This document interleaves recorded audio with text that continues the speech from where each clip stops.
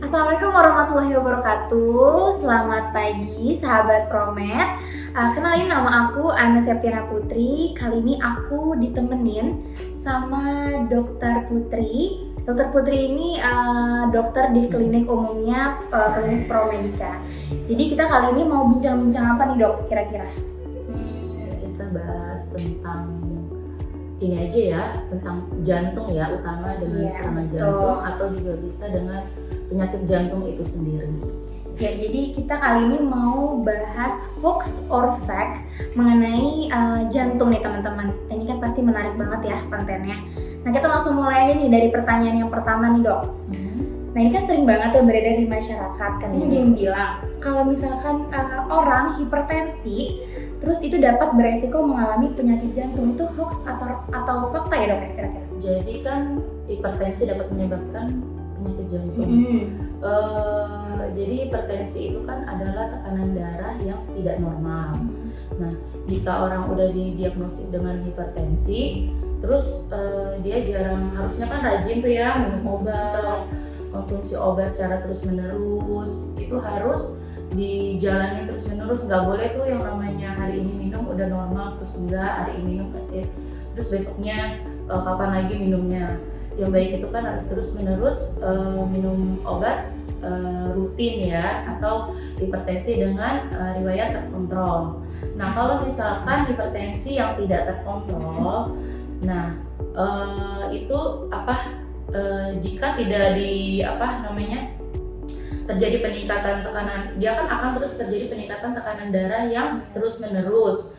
Jadi aliran pompa darah yang tidak stabil, tidak teratur. Nah, itu makin lama dia akan menyebabkan komplikasi. Nah, salah satu komplikasinya itu di jantung itu sendiri. Gitu ya.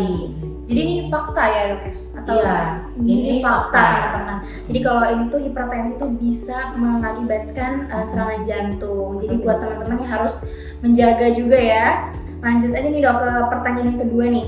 Ini kan rumor di masyarakat udah banyak banget ya. Katanya nih kalau tangan kita berkeringat, nah itu katanya tuh ada hubungannya sama penyakit jantung. Itu tuh hoax atau fakta nih dok kira-kira?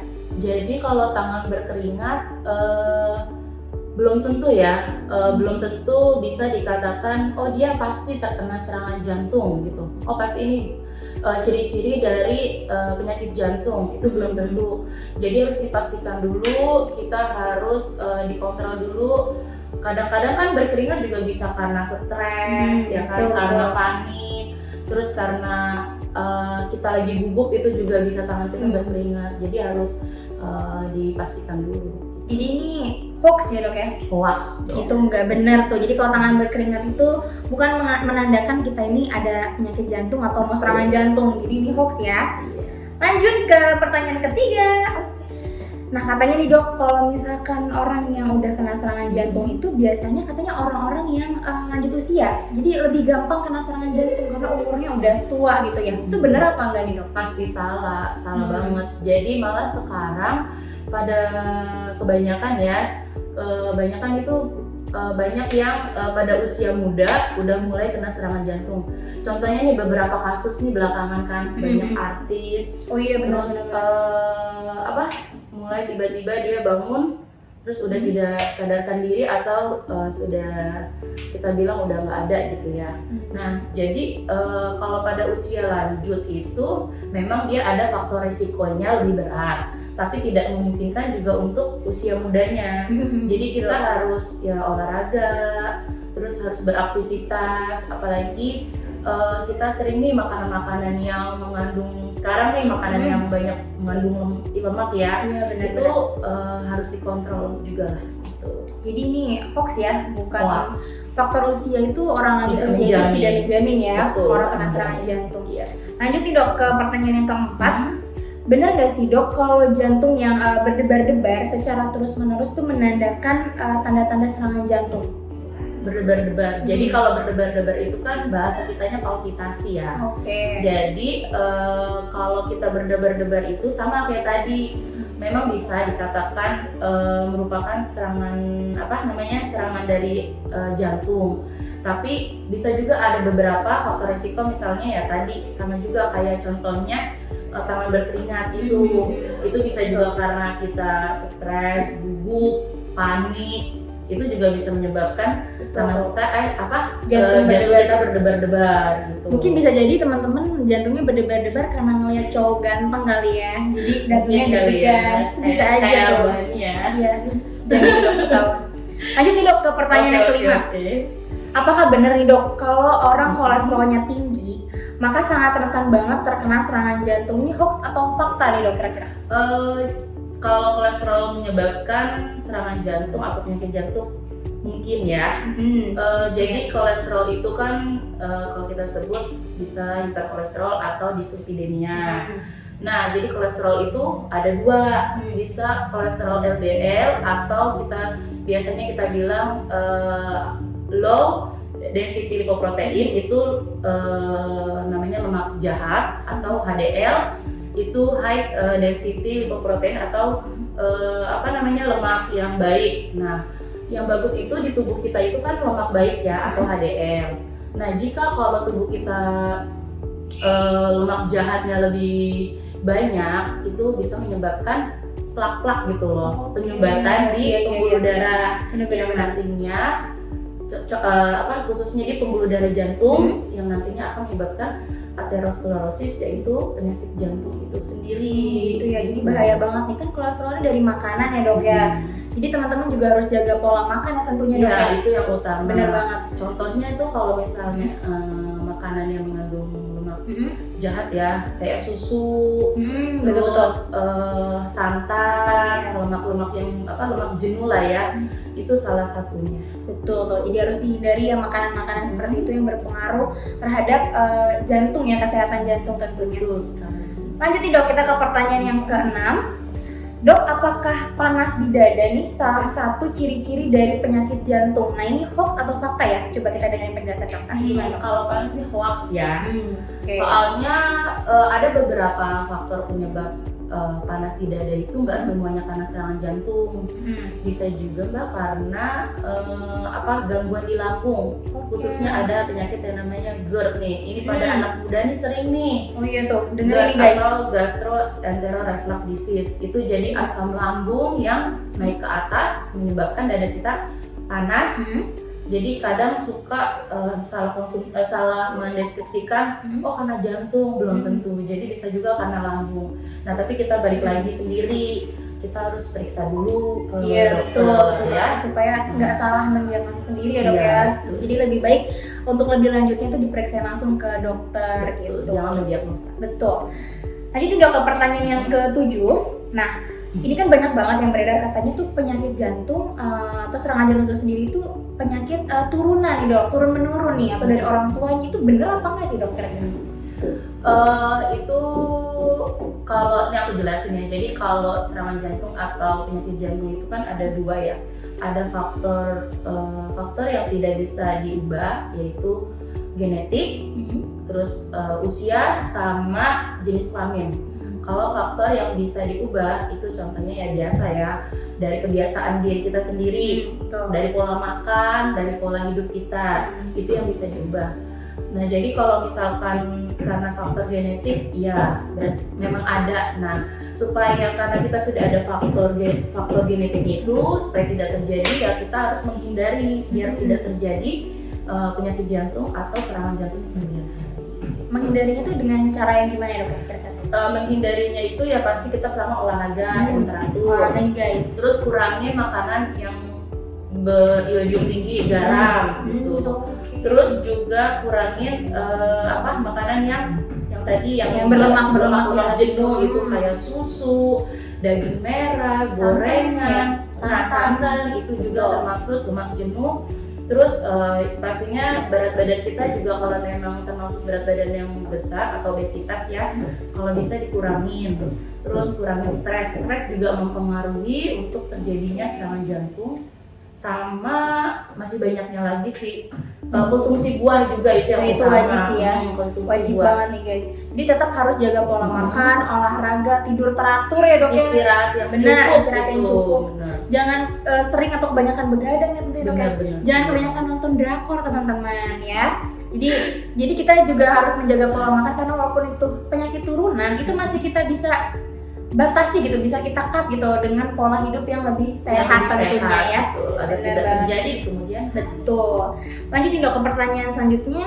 Nah katanya gini dok, kalau kita mengkonsumsi alpukat katanya dapat mengurangi resiko dari penyakit jantung. Aku baru dengar nih kalau alpukat bisa untuk mengurangi resiko penyakit jantung. Ini gimana dok? Hoax atau fakta nih kira-kira? Jadi alpukat itu kan dia mengandung lemak tidak jenuh ya, yang itu baik untuk kesehatan kita. Nah, terus baik juga untuk di pembuluh darah. Kalau misalkan kita mengonsumsi alpukat, terus misalnya kita lemak jahatnya banyak nih,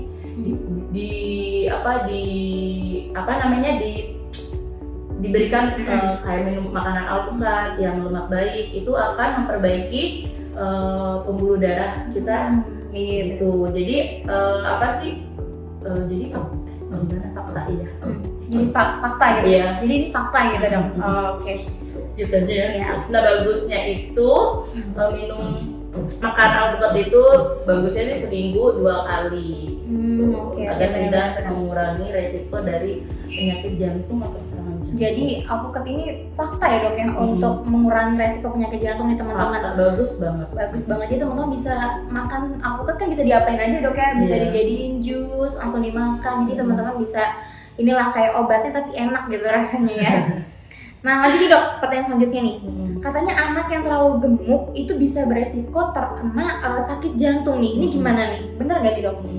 Jadi anak, ini khusus anak ya, bisa juga dewasa. Jadi kalau terlalu gemuk itu kan bisa menyebabkan pembuluh darah kita menjadi kaku.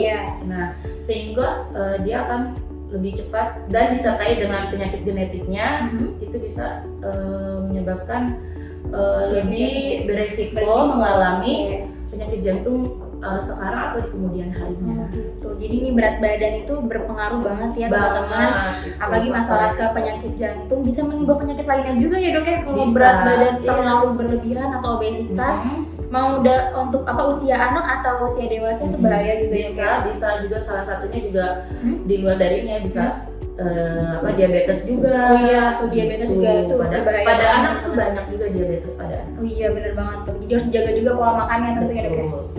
Lanjutin dok ke pertanyaan ke-11. Nah nyeri dada itu pasti karena serangan jantung. Bener ya? Kadang kita dadanya sakit nih, aduh kayak jantung kita sakit juga nih atau gimana, itu bener atau enggak dok? Jadi kalau nyeri dada itu kan emang salah satu khas ya, khas pada penyakit serangan jantung. Tapi kita lihat dulu nyeri dadanya yang kayak gimana nih. Apakah nyeri dadanya itu terus menerus di satu titik, nyeri dadanya itu bisa patung menjalar atau tidak, terus nyeri dadanya itu sampai ke leher, terus sampai ke punggung belakang, itu kita harus lihat dulu nyeri dadanya kayak gimana gitu. Nah biasanya nyeri dada akibat jantung atau itu biasanya sih nyerinya tuh tidak bisa Prediksi gitu ya? Iya, tidak bisa di mana posisinya. Betul. Pokoknya di sebelah kiri di mana dia tidak bisa benar-benar nggak bisa menunjukkan di mananya gitu. Dia hanya bilang nyeri dada, biasanya disertai sesak gitu. Kalau nyeri dada pada jantung. Kalau nggak pada jantung sih atau non kardiak ya, itu biasanya yaitu nyeri dadanya di situ terus menerus menusuk gitu. Seperti itu. Jadi bahaya juga ya teman-teman ya. Jadi kita harus lebih waspada aja. Terus buat tahu nih sakit apa, mungkin kita lebih baik konsul aja langsung ke rumah sakit, ke dokter tentunya dok ya, biar kita nggak mendiagnosa sendiri. Nah nih dok, ini pertanyaan yang terakhir nih dok. Aku mau dokter kasih tips nih kepada teman-teman semua di rumah dalam menjaga kesehatan jantung tentunya yang mudah dan aman untuk ditiru sama teman-teman di rumah. Silakan dok. Jadi tips dan agar kita utamanya lebih hidup sehat ya, bukan karena jantung juga, jadi buat tubuh kita semuanya. Yang pastinya kita yang pertama olahraga yang rutin, yang minimal seminggu sekali ya mbak ya, supaya kita lebih fresh, menjalani aktivitas lebih fresh. Terus yang kedua ini untuk yang kurangin makanannya mengandung banyak garam, yang bermecin tuh, apalagi nih generasi mecin nih. Aduh saya tersindir. Ya nggak apa-apa dong. Gitu. Terus yang ketiga itu banyakin konsumsi makanan yang berserat, contohnya betul. sayur, buah-buahan, Betul. gitu. Terus kurangin makanan yang berlemak jenuh tadi, seperti susu, gorengan, Betul, terus daging-daging merah boleh dikonsumsi tapi dikurangin lah jumlahnya. Gak boleh sering-sering gitu. Iya, jangan terlalu yang berlebihan karena memang yang berlebihan itu nggak baik ya. Benar banget. Kamu juga mencintai dia, jangan berlebihan. Gitu Galau, lah ya. galau nih Mbak. Tahuan saya. Oh, jadi gitu ya teman-teman ya untuk tipsnya Itu. dari Dokter Putri ya. Terus lagi Mbak, ada kurangin stres. Tuh stres yang utama stres dari juga. semua penyakit Benar ya. banget. Apapun itunya, kalau kita stres dan kurang istirahat yang cukup, Benar. itu deh pasti segala penyakit Bakal berdatangan penyakit ya. jantung aja ya, Iya, penyakit benar. apapun aja, Benar. penyakit apapun gitu lah. Pokoknya kita nggak boleh stres, harus makan makanan yang sehat tentunya ya. Benar. Kalaupun mau makan daging, makan apa itu boleh, tapi Boleh. dikurangi lah kadarnya, Intinya porsinya yang tidak gitu. berlebihan. Berlebihan, betul banget ya. Baik teman-teman, terima kasih kepada Dokter Putri Hadianti, Sama-sama. dokter umum dari klinik Promed. Kali ini aku bahasnya seru banget ya. Kita ngebahas masalah sakit jantung, serangan jantung. Kita bakal nambah ilmu nih teman-teman. Dan semoga ilmu yang udah disampaikan sama Dokter Putri, informasinya itu bermanfaat untuk teman-teman semua yang ada di rumah ya. Satu lagi nih Mbak, Gimana kalau dok? memang ada beberapa pertanyaan nih, boleh nih langsung aja datang ke Iya, klinik kita boleh nih, banget, boleh klinik banget. Promed. Teman-teman kalau misalkan mau Konsultasi, sama ya. Dokter Putri langsung, Daripada bingung iya, kan ya. bener banget. Nanti Sakit aku apa, taruh sakit apa, kontaknya gitu. di bawah sini, di sini ya teman-teman. Nanti teman-teman boleh langsung datang atau konsul lewat handphone dulu, dok ada gak besok atau gimana Iya, gitu. boleh banget. Nanti langsung datang ke Kita klinik juga Promed. ada kalau mau cek-cek segala macam Iya, kita ada. betul banget. Nanti langsung datang aja. Nanti aku taruh alamatnya di bawah sini juga. Oke, Dokter Putri, makasih banget untuk waktunya udah bincang-bincang sama aku masalah kesehatan jantung dan segala tips-tips yang udah dikasih sama Dokter Putri tadi. Baik teman-teman, saya Ana Septiana Putri pamit undur diri dan Dokter Putri juga. Kurang lebihnya mohon maaf dari kita ya. Wassalamualaikum warahmatullahi wabarakatuh. Dah.